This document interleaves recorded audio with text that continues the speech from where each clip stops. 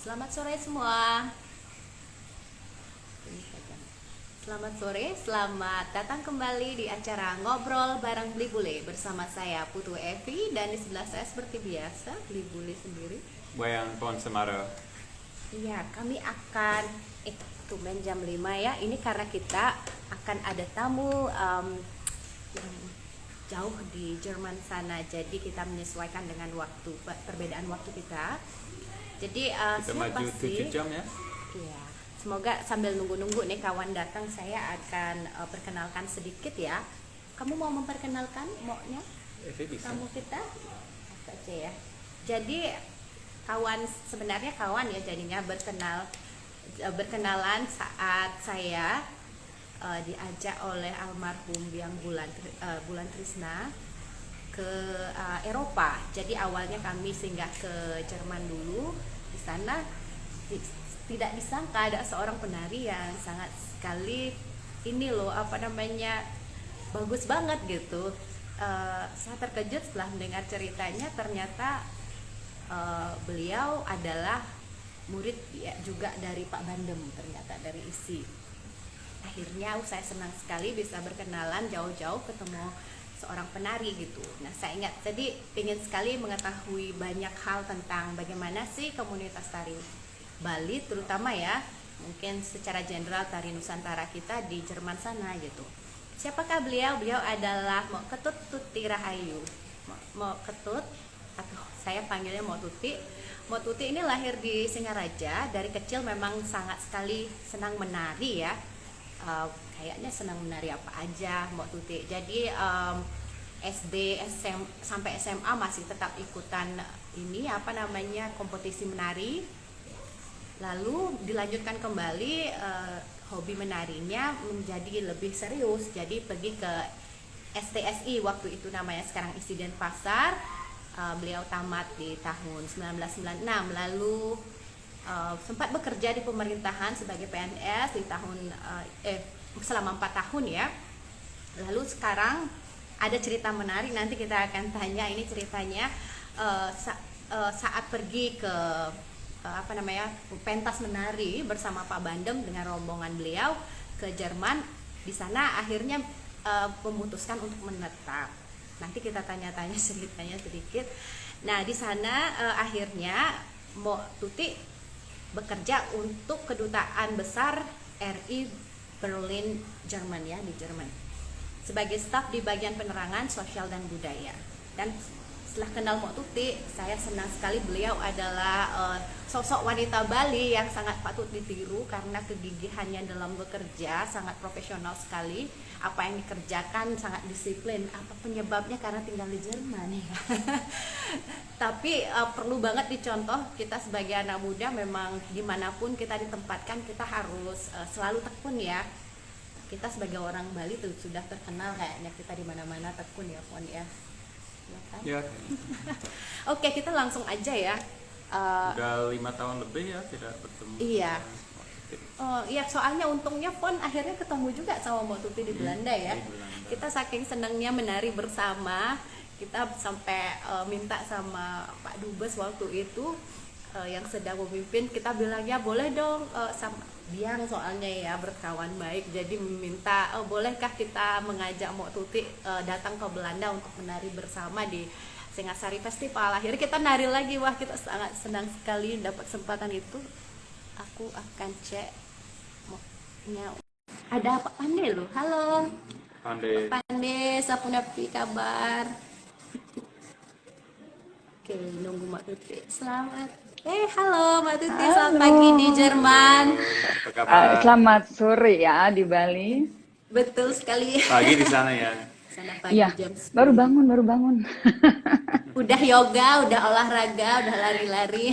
Ya, hari ini karena ada spesial dengan Evi, jadi saya ngambil waktu. Biasanya sih pagi saya jogging jam Jogging 7, dulu tapi ya. iya, cuman sekarang udaranya lumayan dingin, turun lagi, jadi ya udah stop dulu. Nanti mungkin sore lah kita jalan-jalan dikit Soleh. gitu ya. Iya. Bagaimana Gimana kabar? situasi di sana? Oh, Bagaimana situasi situasi. di sana? Lockdown apa gimana restriksi? Ya. Jerman itu masih memberlakukan lockdown ya. Jadi itu nyambung dari setelah sebelum Natal, dari sebelum Natal itu Jerman sudah memberlakukan lockdown, di mana diperpanjang lagi karena pertama yang terbaru karena ada virus yang varian baru ya, yang mutasi barunya itu, jadi mereka ingin ngeblok dulu. Nah sekarang dan memang di sini sistemnya mereka itu setiap mereka ada angka panduannya, batas mana yang tidak boleh dilampaui. Kalau itu udah terlampaui, itu harus lockdown. Jadi, Iya. nah di situ kita di sini Jerman berlakukan kembali sampai sebenarnya yang terbaru sampai 7 Maret sih, sampai 7 Maret. Terus nanti biasanya mereka tuh seminggu sebelum masa lockdown ini selesai, mereka akan ada evaluasi lagi.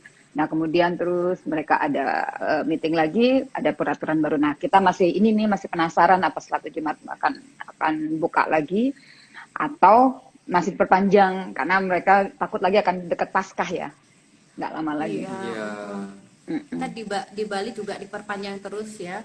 Mm-mm. Terus nyambung terus karena memang kondisinya memang ya nggak menentu Iya, seperti iya, itu. iya. Saya pikir semua negara memang melakukan itu Iya, karena lagi iya. melakukan vaksinasi secara massal Benar. Mereka supaya mungkin, itu usaha tidak gagal gitu ya. iya. Jadi di ini dulu lah ya, ditahan dulu lah, direm dulu semuanya. Jadi toko semua masih tutup, tempat hiburan semua itu masih tutup. Sekolah pun baru buka minggu ini baru buka. Dan itu juga masing-masing negara bagian mereka masih bikin sistem setengah-setengah dulu gitu, kelas berapanya Oh yang boleh iya. sekolah. Iya, sebelumnya kan total tidak sekolah. Nah sekarang kalau toko-toko belum buka, toko, restoran, kafe itu belum buka. Hanya kalau restoran dan kafe boleh melayani take away aja. Tapi itu pun tidak semua restoran akhirnya mengambil posisi itu ya. Mereka mungkin milih benar-benar tutup gitu. Tapi kalau toko hanya toko untuk barang-barang atau yang esensial aja. Jadi Esensial. ya kebutuhan makan sehari-hari, obat-obatan, apotek, pos hanya itu yang buka. Tapi mall semuanya itu sementara ini tutup. Sudah lama dari sebelum Natal ya, sebelum Natal udah tutup.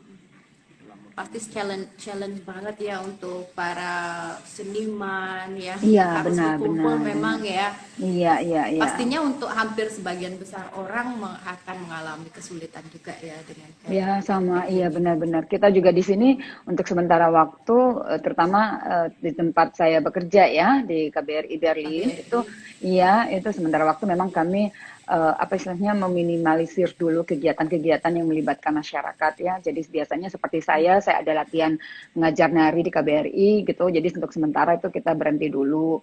Kemudian ya memang kita harus cari cara seperti yang sekarang Evi dan Pon lakukan itu Iya, benar-benar sangat istilahnya ya membuat kita masih bertemu lah ya, tidak iya. Si tidak connect ya. iya dengan lockdown ini benar tidak berhenti total. Jadi saya juga kami dengan pendengar di sini juga malah lebih sering kontak. Jadi ya mau nggak mau itu untuk ini kebaikan kita bersama ya. Jadi Betul sekali. jadi kita harus menahan diri dulu. Ya, biar langsung kita ngobrol-ngobrol lebih Iya. mengenal mau ketut mau tuti lebih jauh. Saya akan mulai kita ngobrol-ngobrolnya ya lebih Iya. ke arah itu. Iya. Sebelumnya terima kasih banget sudah mau menyediakan waktu mau tuti ini untuk kita berdua ngobrol. Kayaknya walaupun mungkin live karena platform kita masih baru sekali kita pasang Iya. di IG. Tapi sebenarnya ini sebelumnya di tempat pribadi saya ya, IG Iya. saya gitu. Tapi menyenangkan bisa dengan kayak seperti itu walaupun mungkin yang awalnya nonton yang secara live memang kecil ininya, tapi begitu kita memang selalu ada itu di IGTV, kawan-kawan juga di YouTube juga kita pasang, jadi memungkinkan orang untuk menyimak juga lagi setelahnya seperti itu. Nah itu kenapa kita senang sekali bisa ditemenin sore hari ini. Nah ini nih mulai ceritanya dari sini. Mungkin mau Tuti bisa cerita sedikit awal mula mungkin waktu kecil suka menari sampai akhirnya memang sangat fokus di tari. Kemudian bagaimana dari yang kehidupannya di Bali tiba-tiba drastis pindah ke Jerman gitu. Saya ingat Tuti pernah cerita dan itu sangat menarik sekali ceritanya. Mungkin Tuti bisa ceritain juga biar kawan-kawan dengaran lebih Iya. kenal lagi. Iya, terima kasih sekali lagi ya untuk Evi dan Pon untuk mengundang saya ikut ngobrol bareng di hari Sabtu sore di Bali dan pagi di Berlin. Saya juga sering melihat kan kita berteman di ini ya di Instagram ya. Jadi saya bilang, wow, asik banget Evi macam-macam ininya kegiatannya itu dan saya sangat apa istilahnya ya respect banget gitu. Jadi kalian berdua tidak tidak berhenti dan kegiatannya tidak hanya untuk seni tapi juga untuk lingkungan acungi jempol. Nah, Terima kasih. dan untuk saya apa namanya memang kalau bicara menari tari itu udah deh udah tidak usah tidak komen lagi karena memang udah suka banget. Saya masih ingat sekali waktu kecil gitu kan ya namanya ikut juga kita di Bali saya lahir di Singaraja jadi masa kecil saya di Singaraja itu kegiatan kita kan ya apalagi ya kalau nggak latihan nari gitu karena memang kebetulan waktu itu dekat rumah ada sanggar tari sebenarnya saya bergabung di dua sanggar saya lupa lagi tuh yang pertama tuh apa ya namanya jadi ibu saya ada teman gitu yang bisa mengajar nari nah itu belum sanggar besar waktu itu. Saya pertama kali di sana, jadi dari SD mungkin saya itu ya SD kelas 1 lah, SD kelas 1. Jadi kita sama-sama di kursusin loh. Jadi saya bersaudara berlima, 3 perempuan, 2 pria. Nah kita bertiga sama-sama pokoknya dikursusin sama ibu. Nah di antara kami bertiga itu memang saya sih yang benar-benar paling antusias gitu. Jadi kalau udah kursus sudah mau, ini sekarang jadwalnya kursus udah pagi-pagi udah bangun pokoknya udah siapin kain gitu kan. Biasanya kalau kita dulu kan udah dipakein kainnya itu dari rumah. Ya karena masih kecil ya kita belum bisa pakai kain ya. Jadi kita ke tempat latihan tuh sudah pakai kain lah. Gitu. Nah terus latihan juga gitu pulang latihan dijemput nah sampai di rumah memang saya satu-satunya yang nggak mau buka kain gitu jadi kalau yang lain sampai rumah kakak adik saya tuh udah lempar aja udah ya kayak udah akhirnya tugas selesai gitu kan tugas belajar menari selesai nah kalau saya itu Masih bisa nari saya lagi pakai sampai rumah. nggak sampai rumah saya masih liatin lagi ke ibu gitu kan Oh apa yang iya, saya pasti membanggakan banget. apa yang saya pelajari gitu dan saya memang nggak mau buka gitu dan memang kalau berkain itu saya suka banget nah, sampai sekarang juga saya bisa tahan berhari-hari gitu maksudnya seharian gitu kalau ada kegiatan Masih gitu pakai kainnya itu bisa tahan lama nah itu ini saya masih dia suka banget pakai sarung di rumah terus pakai sarung. iya jadi apa namanya ya itu yang saya masih yang paling ingat ya jadi saya memang suka banget terus kalau ada keluarga yang datang dari kampung atau kakek kalau om gitu nah itu saya langsung meraktiin lah di depan mereka saya tuh belajar apa gitu dari kecil jadi kasarnya tuh pertama emang suka nari dan suka pamer gitu suka pamer kalau saya bisa nari kayak pentas kayak model pentas secara cuma-cuma ya iya benar-benar gitu jadi sudah mungkin itu sudah terlihat dan memang orang tua saya ibu saya memang mungkin melihat sekali itu jadi waktu SD dari itu ya udah saya dilanjutkan terus latihannya terus selain itu juga ya namanya juga udah suka nari ya udahlah pastilah suka manggung ya jadi kalau ada lomba-lomba busana kan anak-anak tuh zaman kecil itu saya selalu ikut gitu di Singaraja jadi lomba busana kepura apalah kan sering ya ada di sekolah SMP itu SMA tuh tidak pernah lewat pokoknya kalau udah ada yang namanya lomba-lomba gitu apalagi yang kalau udah lomba nari nah terus ekstrakurikuler di sekolah udah pastilah menari ya menari SD SMP SMA nah itu bedanya itu mungkin di situ saya dengan yang teman-teman yang lain karena biasanya kan banyak temen tuh yang kursus nari dari SD barengan. Nah kalau udah SMP udah rontok kan, mulai karena di SMP mulai malas dan karena di karena SMP sibuk sudah belajar. benar. Selain sibuk belajar di SMP itu kan sudah ada variasi kegiatan ekstrakurikuler yang lain ya. Ada vokal grup, ada olahraga lah, mau basket, mau apa. Jadi saingan narinya ini udah banyak gitu loh. Jadi banyak teman-teman yang kemudian setelah tamat SD dia nggak lanjutin lagi, tapi milih ekstrakurikuler yang lain. Nah, di situ mungkin saya masih tetap. Jadi saya selain ikut ekstrakurikuler di sekolah, saya kursus nari saya juga lanjut. Jadi saya benar-benar tidak terputus sama sekali latihan menari saya tuh dari SD sampai SMA. Jadi kursus nari saya, anggota saya di situ. Nah, satu lagi yang saya masih sangat ingat, makanya saya sempat Saya sudah mengenal suara gong kebiar live itu dari kecil ya, dari SD. Walaupun karena sebenarnya saya kan tinggalnya di kota di Singaraja. Nah kebetulan kampung desa saya sendiri itu tidak ada tidak ada grup gong kebiar, tapi adanya dia angklung. Nah cuman pada waktu itu saya tuh dilatih bergabung dengan grup sanggar tarinya Bapak Arcana namanya. Saya lupa lagi nama depannya, Nyoman atau siapa. Nah itu di Singaraja. Nah beliau ini memang salah satu yang pengarang tari gelatik, tahu nggak kalian? Tari gelatik ya, Iya nggak. Nah itu dulu beliau yang guru tari saya yang kedua ya, punya sanggar dia, punya sanggar. Nah itu cukup besar Singaraja. Itu sanggar saya yang kedua, karena sanggar yang pertama kemudian karena si pengajarnya hamil kalau nggak salah punya anak, jadi beliau tidak melanjutkan lagi sanggar tarinya. Saya dipindah oleh ibu ke sanggar tari yang Pak Arcana ini memang lebih besar, grupnya lebih banyak ya, tempat latihannya juga di aula, dulu masih ada SPG ya, ada sekolah. Nah di situ tempat latihannya, saya bergabung di sana. Nah beliau waktu itu beliau adalah pencipta tari gelatik. Jadi saya tuh salah satu penari anak-anaknya ya, penari anak-anaknya yang sering diajak ke desa-desa yang punya basis-basis gong kebiar. Karena waktu itu beliau mensosialisasikan tari gelatik ini ya, supaya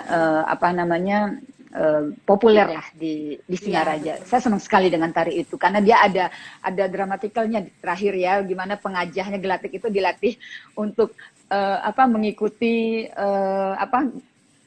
ajaran atau gerakan yang diajar oleh pengajahnya. Makanya dia tuh ada tari bersama, terakhirnya tuh ada teaternya. Ada seorang bapak seorang laki-laki yang mengajar salah satu burung ini untuk melompati tongkat itu saya suka banget.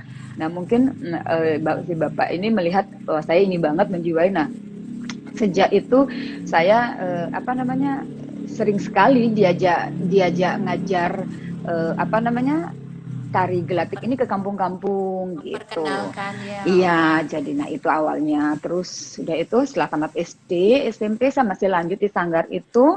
Nah, kemudian salah satu pengajar di sanggar itu adalah Ibu Sriwati. Mungkin mengenal juga nama Ibu Sriwati, salah satu seniman senior di Singaraja.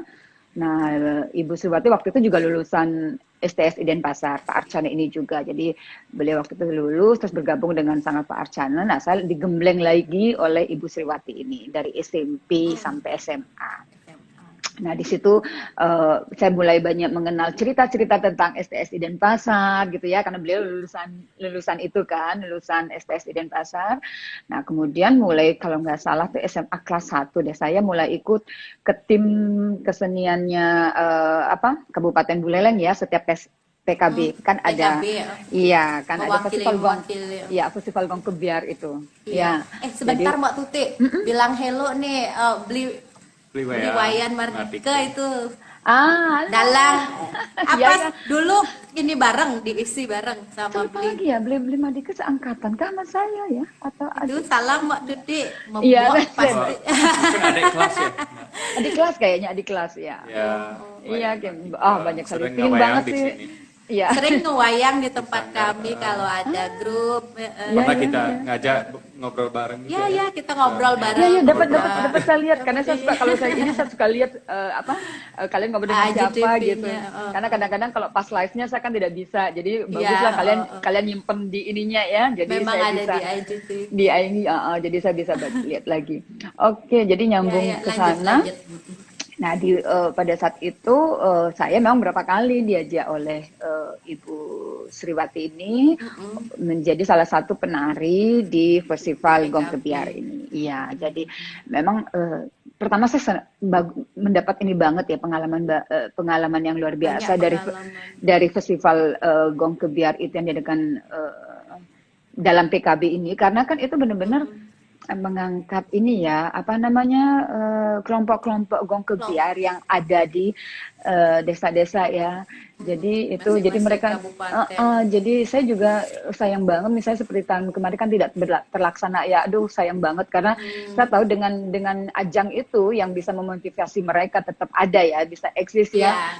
Bisa mereka tampil karena mereka juga ada pertama ada festival di kabupatennya dulu, setelah itu mereka ditunjuk untuk mewakili Buleleng Kabupaten, dan saya sudah ikut bergabung ke beberapa seke, ke beberapa seke Gong Kebiar. Dan di seke-seke itu kalau kami latihan, kan kami latihannya malam karena mereka kan pulang kerja, yang petani macam-macam ya, jadi mulai latihannya jam 9 malam, jam Ya, 9 biasanya begitu di Banjar-Banjar pasti gitu. ya pulangnya. Dan itu kan jauh-jauh, Singaraja kan luas ya. Jadi kalau saya sendiri kan di Singaraja kotanya, jadi latihan jadi sampai rumah itu baru jam 2 pagi, jam 3 pagi. Karena mereka latihan sampai jam 12 malam, sampai jam 1 malam gitu kan, mulainya telat. Tapi pada saat latihan di sana tuh saya merasakan ini banget ya, masyarakatnya itu kebanggaan gitu loh. Sekenya itu benar-benar kebanggaan desa ya, kebanggaan desa.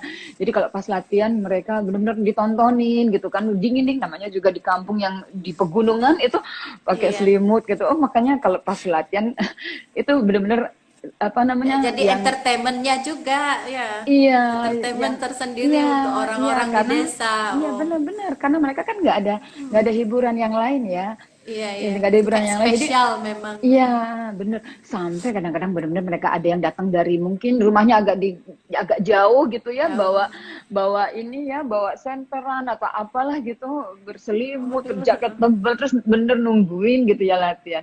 Karena makanya itu dulu kalau saya pas ikut gabung salah satu festival itu diajak ya, kita biasa latihan dulu, setelah itu kita ada beberapa minggu terakhir menjelang hari H, kita ada kunjungan ke desanya ya, untuk bergabung live dengan pemain gamelannya langsung. Itu benar-benar saya tunggu gitu, karena pertama saya bisa rekreasi, saya ngelihat desa yang belum pernah saya kunjungi. Jadi memang karena kegiatan itu mungkin saya salah satu di keluarga saya atau teman saya yang saya sudah mengunjungi beberapa kampung daerah-daerah yang kadang-kadang jalannya itu harus jauh banget, terus atau kita parkirnya nggak ada tempat jalan, terus harus lanjutin dengan jalan kaki. Nah itu kecil-kecil networknya sudah luas jadinya ya di wilayahnya sendiri ya.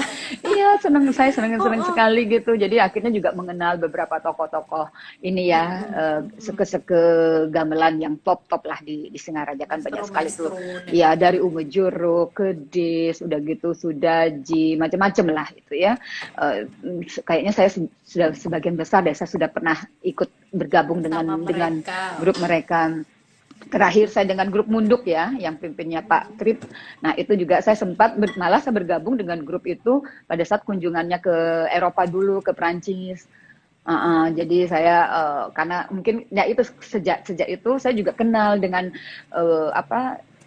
saya mengenal dan saya juga dikenal oleh seke-seke itu atau oleh pimpinan-pimpinan grup-grup mereka gitu. Makanya tahun berapa ya, saya sempat tahun 97 itu, jadi saya sempat diminta untuk bergabung dengan Seke Mundu untuk memperkuat tim mereka saat ada kunjungan ke Prancis. Jadi sejak itu juga saya tiap hari harus bolak-balik Singaraja Munduk untuk latihan. Tapi saya menikmati sekali itu, karena gimana ya, mereka benar-benar istilahnya ya, menghargai sekali ya, bahwa itu kebanggaan mereka, dan mereka sangat senang sekali kalau misalnya kita ada penari dari luar kampungnya, luar desa untuk bisa ikut bergabung dengan memperkuat grup mereka tuh.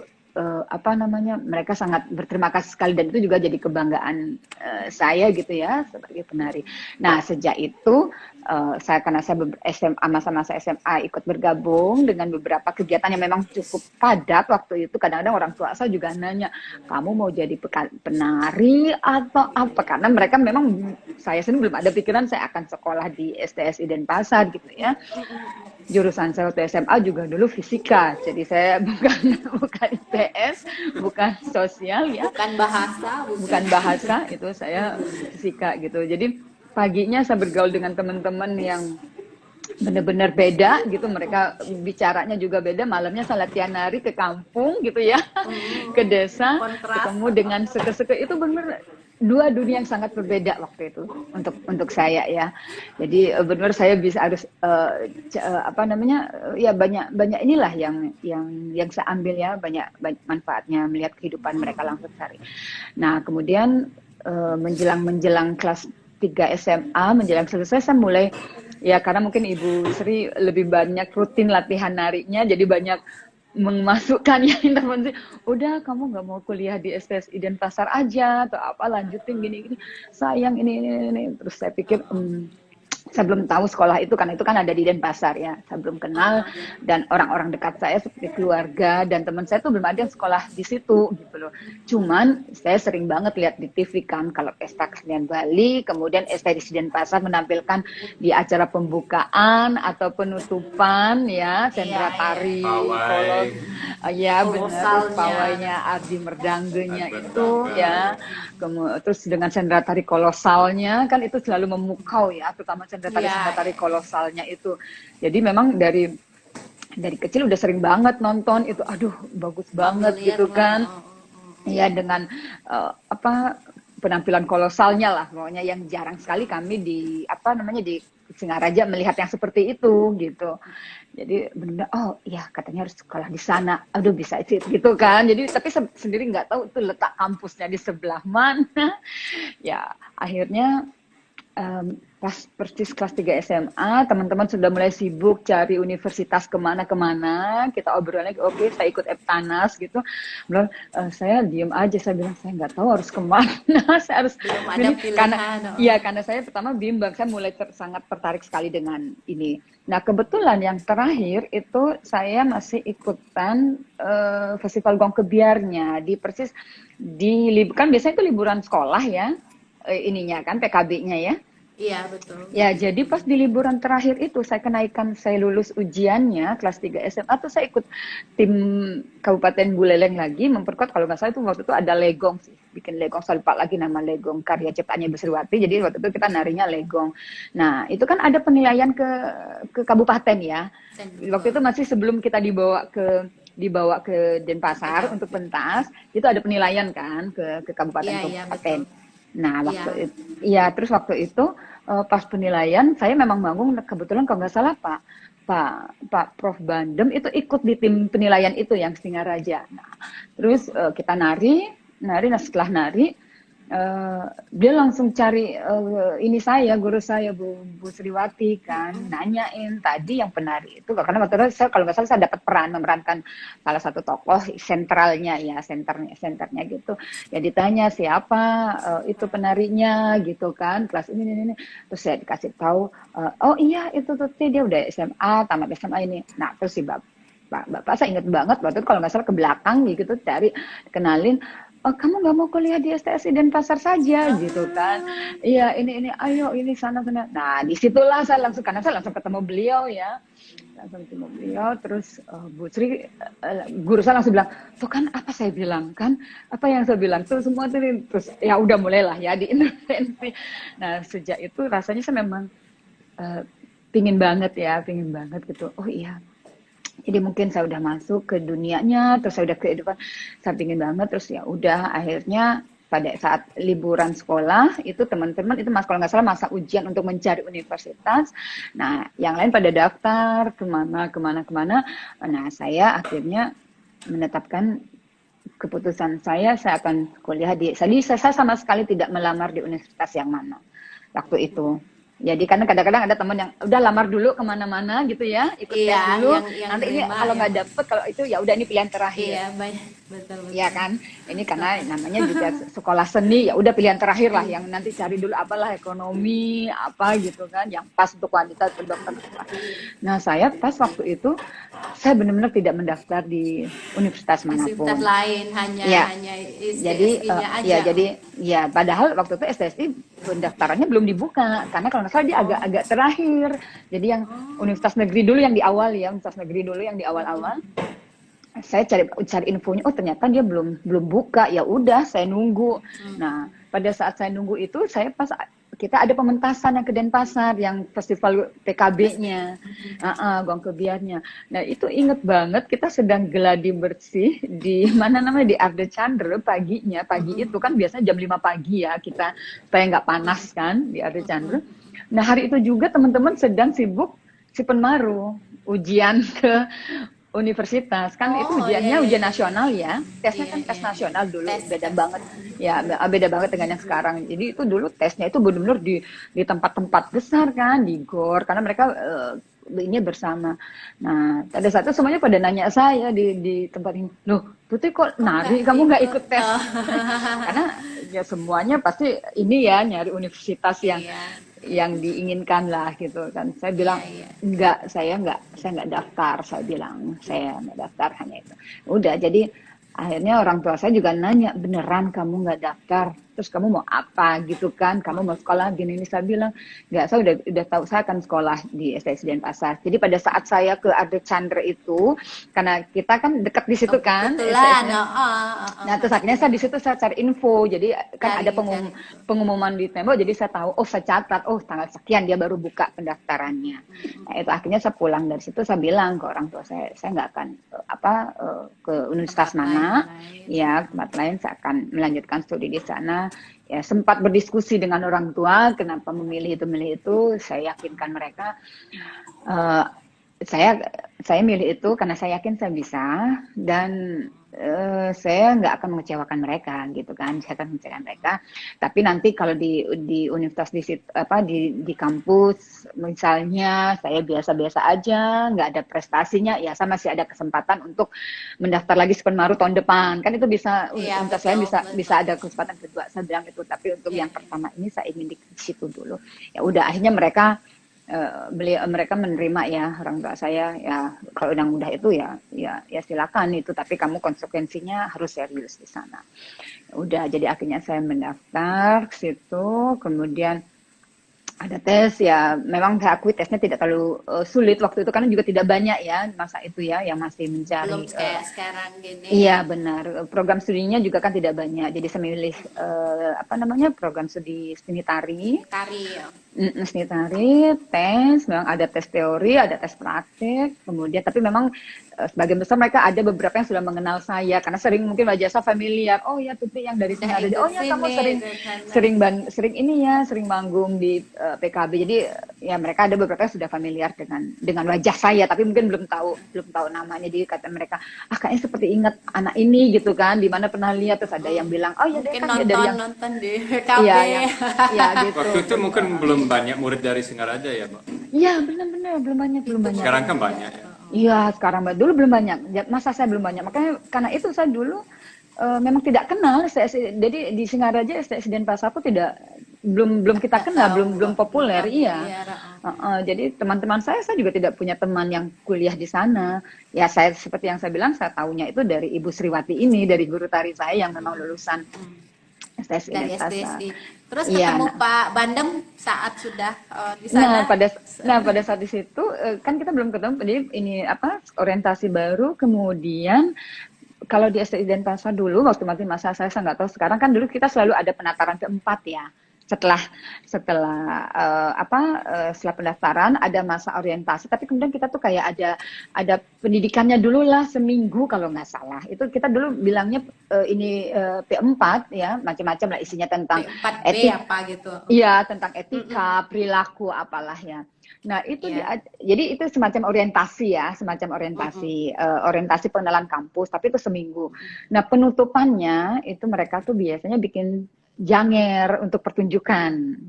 Nah, pada saat janger selesai pada saat di masa saya, dari sekian banyak mahasiswa itu mereka memang milih. Jadi dosennya itu milih berapa penari pria, berapa penari laki, dan kemudian mereka ada gamelan live-nya. Jadi yang milih jurusan karawitan otomatis akan jadi tukang gamelnya ya. Nah, kalau yang tari memang karena berbanyak dan tidak semua dipentaskan, dosen-dosennya memilih memang. Nah, saya kebetulan terpilih di situ. Jadi kalau nggak salah 10 wanita, 10 pria deh. 10 wanita, 10 pria.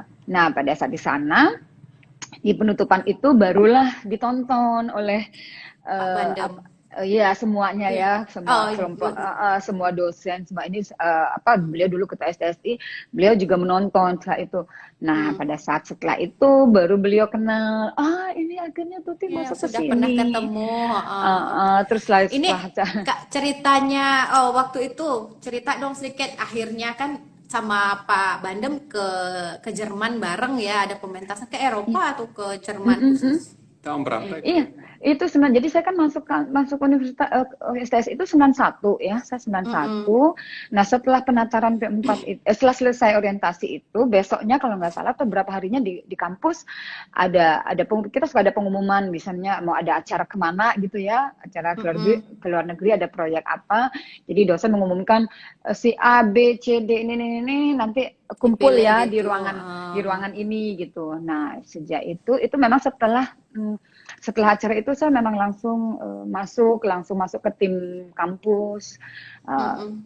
Pertama waktu itu kita ada acara ke Jakarta. Pertama sekali itu saya ke Jakarta ikut. Jadi 2 minggu setelah saya jadi mahasiswa, itu kita ada acara kan dulu sering ada acara Dharma Santi Nyepi ya. Jadi perayaan Nyepi yang se-Indonesia itu kan suka dulu di Jakarta. Waktu masa saya itu sering di Jakarta. Nah, mereka di acaranya itu biasanya mendatangkan tim, ada pementasan, sendera tari atau apa. Nah, pementasan itu biasanya dari STSI Denpasar. Nah, saya berapa kali memang ikut. Nah, itu acara pertama saya sebagai mahasiswa di STSI. Jadi saya ikut tim STSI untuk ke Jakarta, acara sendera tari untuk Dharma Santi Nyepi. Itu yang pertama, 91. Nah, setelah itu selang 91, kan 91-nya udah akhir ya. Nah, 92 summer itu saya terpilih lagi untuk ikut acara di Sevilla, Spanyol. Jadi ada Expo Sevilla ya, ada Expo Sevilla waktu itu. Jadi itu 91 saya ada tim, saya masuk STSI, terus saya ikut tim yang Dharma Santi ke Jakarta. Kemudian 92-nya karena summer, kalau nggak salah 92 Juli lah itu, saya ikut lagi tim STSI untuk ke Expo Sevilla di Spanyol. Itu lumayan lama kita. Jadi kita benar-benar base tinggal di situ 1,5 bulan ya. Oh ya? Iya, ya 1,5 bulan karena kita mengisi acara di Pavilion Indonesia. Jadi ada Expo, ini Indonesia. Jadi kalau nggak salah itu bergabung dengan BPPT Jakarta yang punya ininya ya. Habibie waktu itu. Nah, terus 92.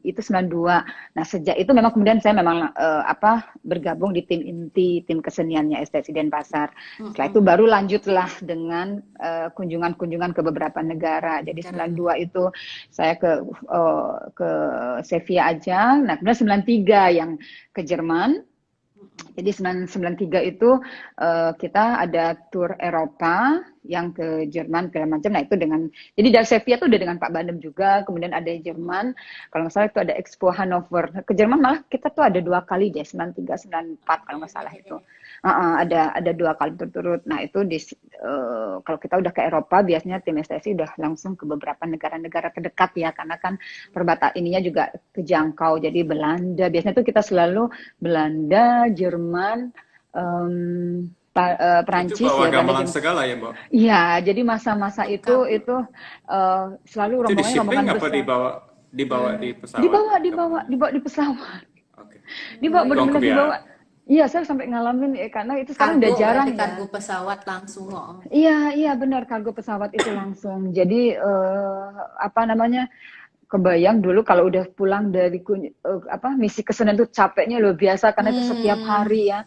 Kita dapat bis besar biasanya. Nah, itu keliling kotanya itu naik bis. Misalnya sekarang pementasan di mana salah satu kota di Perancis, udah itu nanti perbatasannya kemana, udah itu nanti dia kan dekatnya dengan Brussels ya, dengan Belgia. Jadi itu yang dicari rangkaiannya adalah Belanda, Belgia, Belanda, Belgia, Prancis dan Jerman. Nah, itu yang bertetangga kan negaranya. Ya, jadi, ada pemirsa kita nih Bagus Natia, bapaknya Pak Kadek Suwartayo, dosen kerawitan Denpasar, ikut Expo Spanyol. Bener.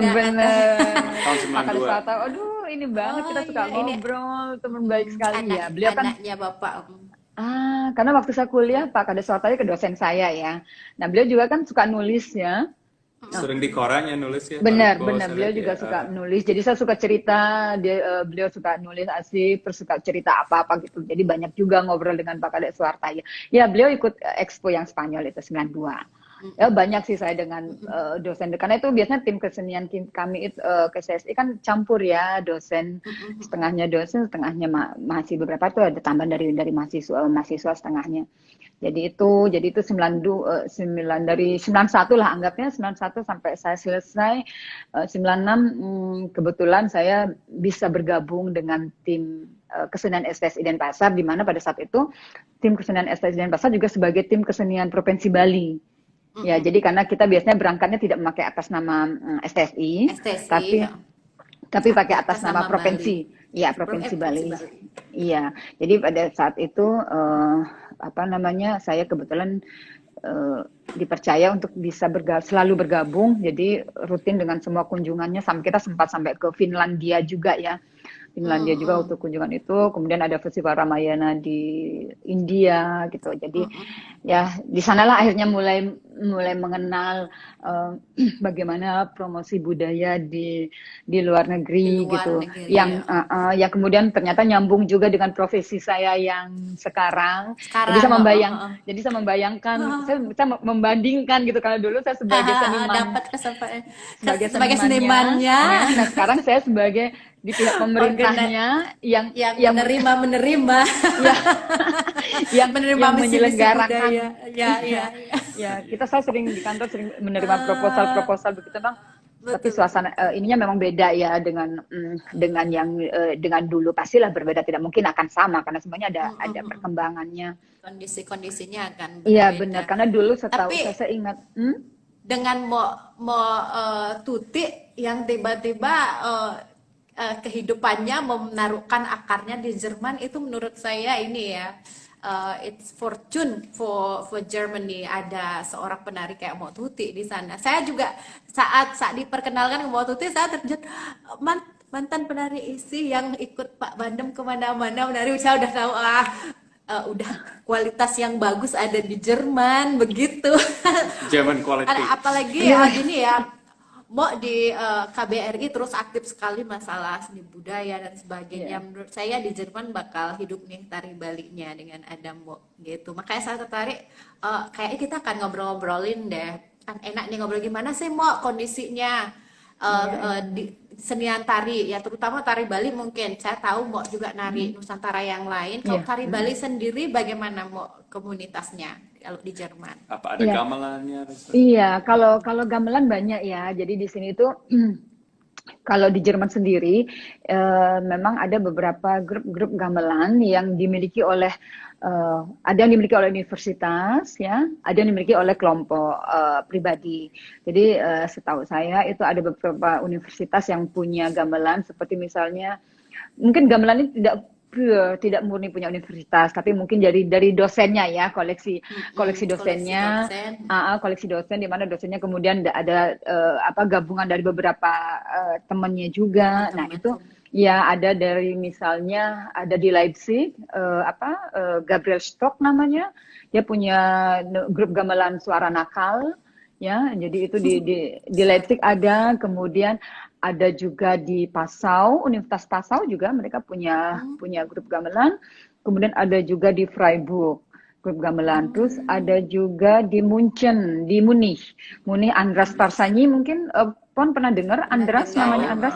Ya, Andras kan dia di Munich, tapi dia sekarang udah pensiun, dia di museum di Munich. Museum ini dia dulu kepala bagian musik etnologinya di sana. Jadi saya bekerja sama dengan Andras cukup ini pada saat dia mengadakan festival gamelan ya. Festival gamelan terbesar di Eropa. Nah, waktu itu saya salut sekali dengan Andras, dia menyelenggarakan mendatangkan beberapa grup gamelan dari Eropa. Itu bayangkan kan macam-macam, itu dari grup gamelan Jawa, grup gamelan Bali, ada datang dari Portugal, dari mana-mana. Malah ada dari Bali ada juga waktu itu. Nah, itu terus itu Passau, Munich. Kemudian kalau di Nordrhein-Westfalen di daerah Jerman Barat ke bawah itu ada di Köln, Mbak Nyoman Mindorf punya grup gamelan. Nah, itu pribadi. Dia punya pribadi. Kemudian kalau itu yang Bali dan di Berlin sendiri gitu kami di sini punya grup gamelan Bali, yaitu karena kami juga di KBRI ada rumah budaya ya, ada rumah budaya yang dikelola oleh atas pendidikan dan kebudayaan di sini. Jadi di Berlin juga ada grup gamelan yang biasanya mendatangkan juga guru-guru gamelan Bali. Pernah yang sering diundang tuh Pak Padang, kenal ya Pak Padang ya? Pak Padang pun kenal ya. Tahu? Ya, Pak Padang sama beli Agus Made Wardana, Wardana. Oh ya, beli udah Ciat. keliling kemana-mana sih. Pernah jadi Nah, tamu di sini Tamu juga. juga waktu itu ya. iya, Oh, oh, ya oh. dia beli Agus dulu, dia kan sebagai staff seperti saya di KBRI Brussel ya. Iya, Uh, iya. ya di KBRI Brussel. Nah, beliau juga aktif sekali. Nah, itu beli Agus Wardana juga sering melatih sekali-sekali ke Berlin, ke grup gamelan. Jadi kita memang grup-grup gamelan itu banyak sekali grup Banyak ya. gamelan Bali. Ada Andreas Herdi juga ya, profesor di Di, Universitas di, Andreas Herdi. di kota mana dia? Itu kurang hafal saya banget. Itu apa? Dia punya grup genderwayang. Oh, Tapi ya, juga oh ya.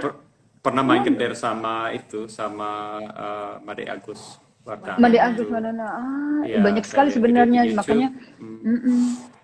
Nah, Dia cuman memang kalau hebat grup main tari, kalau grup tari itu ada beberapa, memang mungkin kalau menari masih agak susah ya mereka mencari pertama gurunya atau apa. Jadi ada beberapa kelompok-kelompok seperti di Bonn, di Köln itu ada mereka grup apa namanya? Grup tari Bali Puspa namanya, grup tari Bali Puspa, atau ada di Köln. Kemudian kalau di Berlin sendiri, saya yang punya itu bergabung dengan grup tari sanggar di KBRI Berlin, kita Lenggang Pertiwi namanya.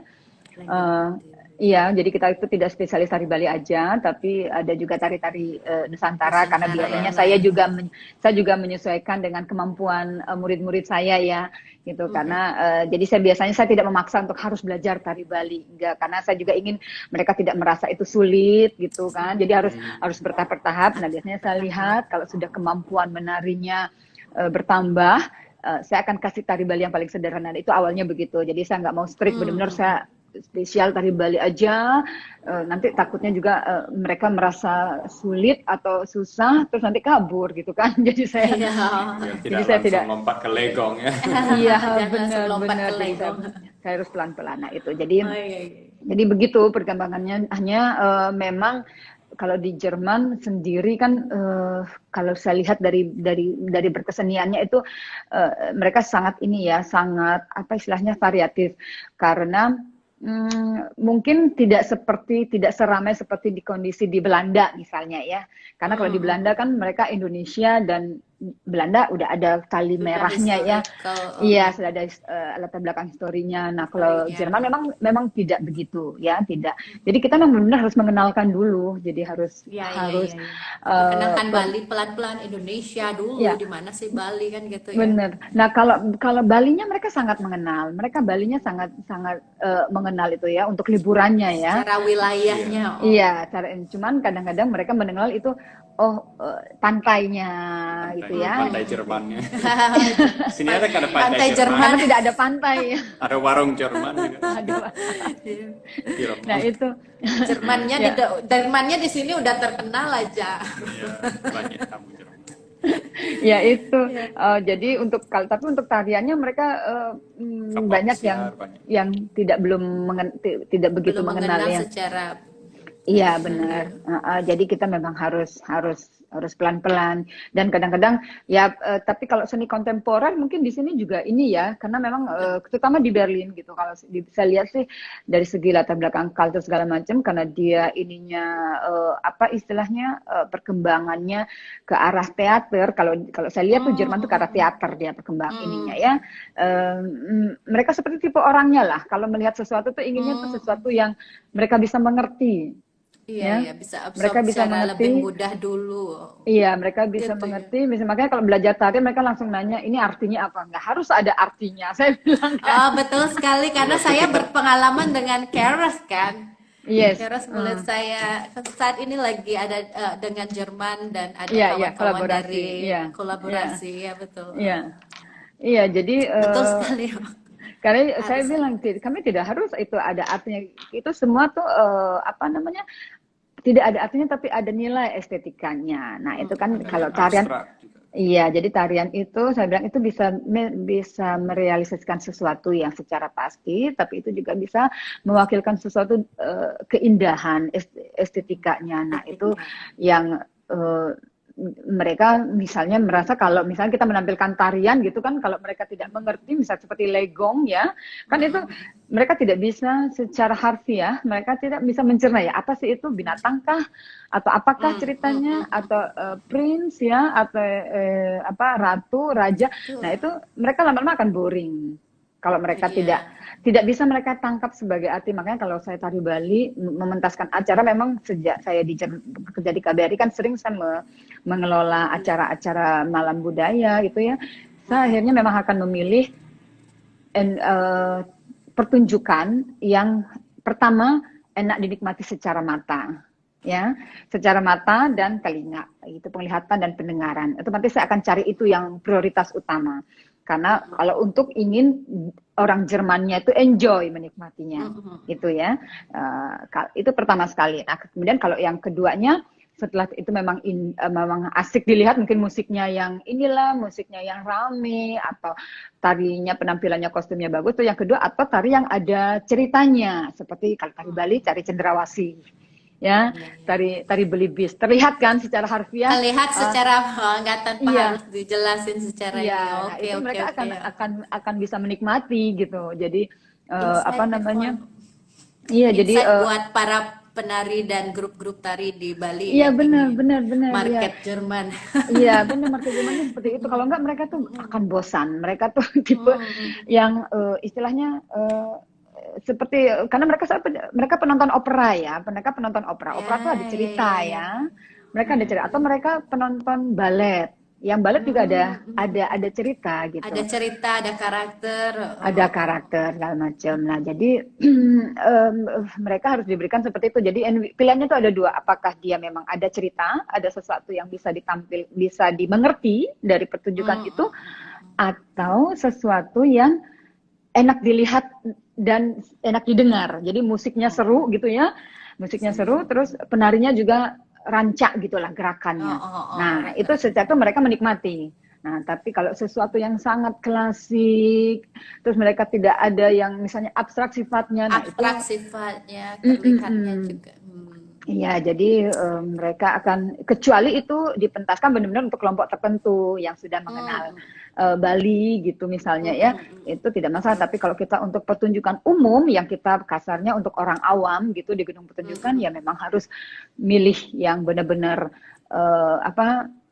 kita harus benar teliti ya memilih pertunjukannya. Makanya kadang-kadang saya suka kalau di kantor gitu, saya diminta untuk berarti ada acara ini, tolong siapkan 2 tarian atau 1 tarian, 3 tarian, saya benar-benar akan milihnya seperti itu ya.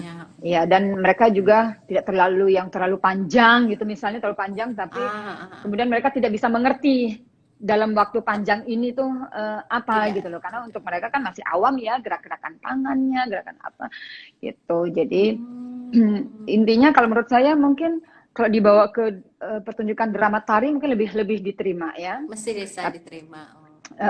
Tapi susahnya kan kalau drama tari perlu orangnya banyak.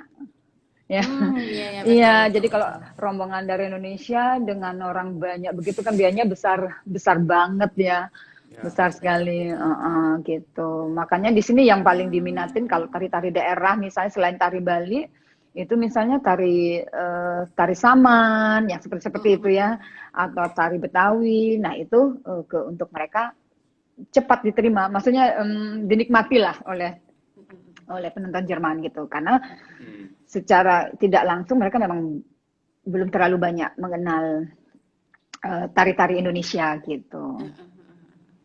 Jadi ada seru. Iya, jadi saya mikir kalau dulu kan ya itu, saya bisa bandingkan dulu saya posisinya sebagai penari gitu kan, terus sekarang saya di posisi yang mengelola tari-tari pertunjukan itu. Jadi cuman ada bagusnya, ada nilai plusnya. Saya lebih sering berpihak ke pihak penarinya. Iya, pasti. Lebih mengenal penarinya butuh apa dan punya lebih dua insight jadinya. Iya benar. Jadi itu mungkin ini. Iya, jadi salah satu keberuntungan saya ya, karena saya juga sebagai penari langsung dulu. Jadi saya merasa saya bisa meminimalisir kekurangan-kekurangan yang dirasakan oleh penari ya. Kalau kalau misalnya diajak pentas di mana nggak ada tempatnya. Kalau saya misalnya melihat Tempat ganti gedung, pakaian. iya benar. Iya Jadi betul. biasanya di Warung kantor rujak kayak gitu. Kan di luar negeri ada warung rujak. kita bisa buatkan Makanannya kon. paling ya, makanannya paling apa biar masuk Kalau di Berlin makanan. kan segala ada ya. Segala ada. Masakan Indonesia. Karena saya punya pengalaman pertama kali kunjungan ke Eropa gitu. Jadi saya merasa oh ya memang itu saya rasain kalau dulu beda banget dengan yang sekarang. Sekarang sih udah senang ya kalau yang teman-teman penari berkunjung ke Eropa bisa mendapatkan nasi di mana-mana kan gitu. Iya, iya. Tapi zaman dulu kan tidak segampang itu. Saya pertama tahun 92 atau 93 gitu misalnya saya ke Eropa, ke Jerman dulu. Pertama apa namanya diajak pas makannya itu tuh udah langsung mikirnya aduh ini makannya apa lagi gitu Terus kan. apalagi 1,5 bulan loh ya. Misalnya Iya. kan biasanya Nggak dapat keliling-keliling nasi kan nggak belum kenyang. Nah balik kalau nggak dapat nasi belum Sudah kenyang. gitu dapat nasinya berasnya bukan beras Asia, lebih parah. Iya betul. Kan iya kan ada beras Nasinya yang jenisnya lain. beda. mungkin basmati Iya. dapat. Atau beras-beras ini Ada yang beras dari yang gede-gede itu. Iya. Ada. Kita bilangnya tuh iya, pendek-pendek bener deh. grainnya. Oh, beras Jepang. atau Beras beras Jepang. Itali. Kalau orang Oh, masak iya, iya. risotto, yang masak Risotto. risotto. Iya. Iya, Iya, iya. iya. Yang masak risotto. Nah itu dulu kita dikasih itu kan, jadi ya mau nggak Nggak inget banget sih sama. saya dulu. Ingat banget bapak-bapak yang penabuh kan, kalau nggak ada. Jadi waktu hari pertama benar-benar nggak ada nasi. Jadi udah bingung kan. Nah hari kedua ada nasi, dilihat nasi, diambilnya banyak, ternyata apa ini nasinya? Ah, kelihatannya aja kayak nasi. Ya terus akhirnya kemudian makan siang yang jam makan berikutnya baru kemudian mereka baru tahu oh kita nyarinya nasi Asia. Nah baru di ini. Tapi kalau sekarang sih itu udah beda banget ya. Sekarang di mana-mana gampang sekali ya ada nasi. Jadi kalau tim-tim kesenian yang datang misalnya kalau yang kebetulan ngontak KBRI gitu biasanya kita suka ada jamuan gitu kan, jamuan makan segala macam. Nah itu kami biasanya langsung menyediakan makanan Indonesia gitu kan Indonesia. supaya ya karena biar gimana pun mereka juga kan perlu tenaga ya kadang-kadang kalau makanan Iya. yang Apalagi nggak jauh pas. dari rumah, kekangenan pasti cepat. Biar nyaman ya. Ada Iya. memori yang indah selama mampir Iya, ke betul. Jerman. Selama di KBRI ya di bagian sosial budaya ini ya kan Iya. nerima banyak ini ya grup-grup gitu. Pernah nggak ada kunjungan dari Bali di mana grupnya memang sangat sekali memang dari desa gitu. Dari Nah, desa itu dia sampai sekarang selama sekali ini belum pernah. Itu udah lama sekali belum ya. udah. Udah lah. Kayak sepertinya udah saya juga karena saya ingat banget zaman dulu saya terakhir dengan grup desa dari Munduk itu nah itu terakhir itu ya. Tapi entar dulu terakhir tapi udah lama sekali sih. Pernah ada ke Berlin. Festival gamelan ada yang siapa namanya kalau nggak salah yang ngundang yang ngajak itu Ditermak ya, tahu kan mungkin PON ya. Diter. Ditermak tahu. Ya, Profesor Ditermak ya, dia kan banyak sekali kan jadi dosen juga ya di beberapa di Indonesia. Nah itu kalau nggak salah dia bawa itu dari Tunju, grup gamelan dari Tabanan. Tunju. Ya Tabanan bener. Nah cuman waktu itu memang bukan kami yang mengelola, bukan KBRI, tapi langsung panitia waktu itu ada Asia Pacific Week, ada Asia Pacific Week di event itu di Berlin. Jadi mereka diorganisir oleh panitia Asia Pacific Week ini, di mana Ditermaknya yang sebagai apa namanya Itu gong koordinator. kebiar apa pelegongannya? Dia bawa yang gong kebiarnya. Oh, kebiar. Ya, dia bawa yang gong kebiarnya. Jadi waktu itu Ditermak bawa beberapa grup